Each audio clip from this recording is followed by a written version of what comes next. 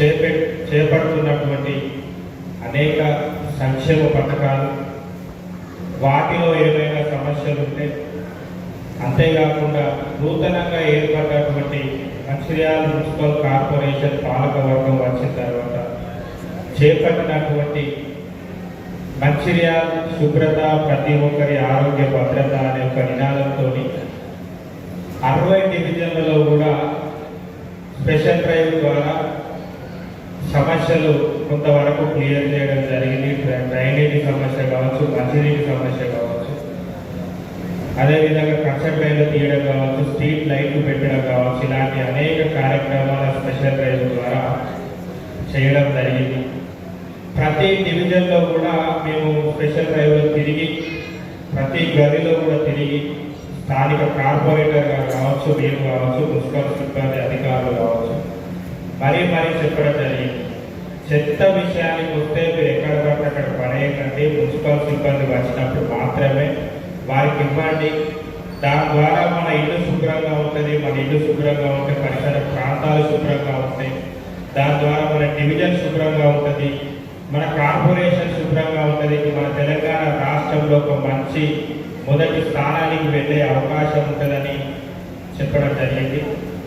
కొన్ని ప్రాంతాల్లో అది ప్రజలు అర్థం చేసుకొని మాకు సహకరిస్తూ ఉన్నారు. మరికొన్ని ప్రాంతాల్లో మాకు సహకరించట్లేదు. మీరు సహకరించినప్పుడు మాత్రమే ప్రజలు, ప్రభుత్వ యంత్రాంగం, ప్రజాప్రతినిధులు అందరూ సమన్వయంతో పనిచేసినప్పుడు మాత్రమే మన ప్రాంతంలో శుభ్రత అనేది 100% జరుగుతుంది.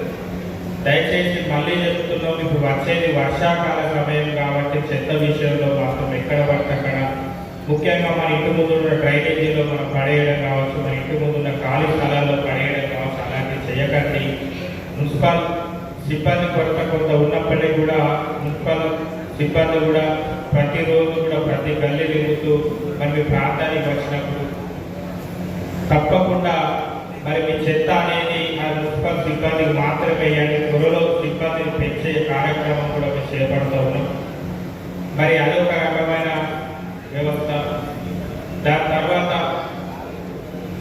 ప్రజాపాలన ప్రగతి ప్రణాళికలో ఇంతకుముందు ఒక వార్డు సభ నిర్వహించుకున్నాం, ఇప్పుడు మరొక వార్డు సభ నిర్వహించుకుంటున్నాం. ఏ రోజన్నా గత పాలకులు కావచ్చు, గతంలో ఏ రోజన్నా కలెక్టర్ గారు ఇంకా చూసిన అమ్మాయినా ఆదిలాబాద్ జిల్లా ఉన్నప్పుడు మన కలెక్టర్ గారు కనబడాలంటే కేవలం టీవీలలో పేపర్లలో మాత్రమే కనబడేవారు, అంతేనా? కానీ ఇప్పుడు కాంగ్రెస్ పార్టీ ప్రభుత్వం వచ్చిన తర్వాత ప్రజాపాలన అంటే ఏంటిది? ప్రజల వద్దకే పాలన. ఇప్పుడు ప్రజల వద్దకే కలెక్టర్ గారు వచ్చారు, మరి మేము అందరం వచ్చినాం, డీసీపీ గారు వచ్చారు, అడిషనల్ కలెక్టర్ గారు వచ్చారు. మీ దగ్గరికే వచ్చి మీ సమస్యలు తెలుసుకొని తక్షణం పరిష్కరించేది అక్కడ చేయడం, ఇంకేమైనా ఇబ్బందులు ఉంటే దానికి కొంచెం సమయం తీసుకొని చేయడం, ఈ రకంగా ప్రజలకు దగ్గరగా వెళ్ళి ప్రజాప్రతినిధులు, ప్రభుత్వ యంత్రాంగం అందరం కలిసి ప్రజల వద్దకే వెళ్ళి మీ సమస్యలు తెలుసుకోవడానికి ఇలాంటి గొప్ప కార్యక్రమం అనేది తీసుకోవడం జరిగింది. గతంలో మహిళా సంఘ గ్రూపులు ఉన్నాయి. ఏ రోజన్నా కలెక్టర్ గారితో మీటింగ్ పెట్టుకున్నారా? ఏ రోజన్నా? ఇప్పుడు మీ కనీసం నెలకు 2 సార్లు కలెక్టర్ గారి సమక్షంలో మీటింగ్ జరుగుతుంది. మీ సమస్యలన్నీ కూడా వారు క్లియర్ చేయడం జరుగుతుంది, అవునా? గతంలో ఏదైనా నిరంతర ప్రక్రియ విధానంతో రేషన్ కార్డు ఇచ్చిరామా? ఇప్పుడు నాకు తెలిసి ఇక్కడ ఉన్న 31వ డివిజన్ కావచ్చు, 32వ డివిజన్ కావచ్చు, 99.9% రేషన్ కార్డు ఇచ్చినామా? ఎవరన్నా మా కార్యకర్తలు కావచ్చు, మేము కావచ్చు, ఒక్కరి దగ్గర ₹1 తీసుకున్నామా తల్లి? ₹1 ఆశించకుండా మేమే ప్రజాపాలన అనేది వెతిగా చెప్తున్నాం. మేమే ఇన్ని ఇళ్లలోకి వచ్చినాం, మీ రేషన్ కార్డు తీసుకున్నాం, మీ సేవలో దరఖాస్తు చేసినాం. ఎంఆర్ఓ గారికి ఆ దరఖాస్తు ఇస్తే వారు ఎంక్వైరీ చేయించారు. అర్హులైన ప్రతి ఒక్కరికి కూడా మీ ఇంటికి తీసుకొచ్చి రేషన్ కార్డు ఇచ్చినామా? ఇక రెండోది ఇందిరమ్మ ఇల్లు. సరే, చాలా మందికి ఇందిరమ్మ ఇల్లు కట్టుకోవాలని ఆశ ఉంటుంది.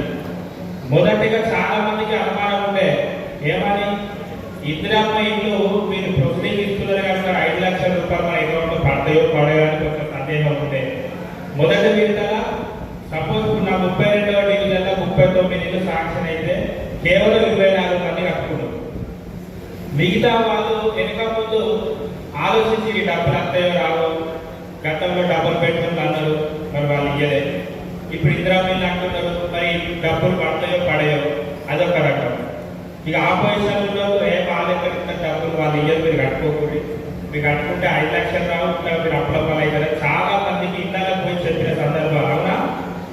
కానీ తర్వాత ఏం జరిగింది, బేస్మెంట్ కట్టుకోమని ₹1,00,000 అకౌంట్లో పడ్డాయి వెళ్ళాలి. స్లాబ్ లెవెల్ గోడలు లేవగానే మళ్ళీ 1,00,000, స్లాబ్ వరకు మళ్ళీ 2 లక్షలు. ఈ రకంగా డబ్బులు వచ్చిన తర్వాత ఎవరైతే అప్పుడు మాకు ఇందిరా మిల్లు వద్దు అని చెప్పేసి వాపస్ మా ప్రొసీజర్ ఇచ్చిందో ఇప్పుడు వాళ్ళందరూ కూడా మాకు ఇందిరా మిల్లు కావాలనుకుంటారు. అవునా? అంటే ఇప్పుడు పెద్ద తలనొప్పి అయింది మాకు. వాళ్ళు కావాలంటున్నారు, కొత్త వాళ్ళు కావాలనుకున్నారు. ఎందుకంటే ప్రభుత్వం చేపట్టినటువంటి పథకాలలో 100% ఇందిరా మిల్లు అనేది 100% సక్సెస్ అయింది.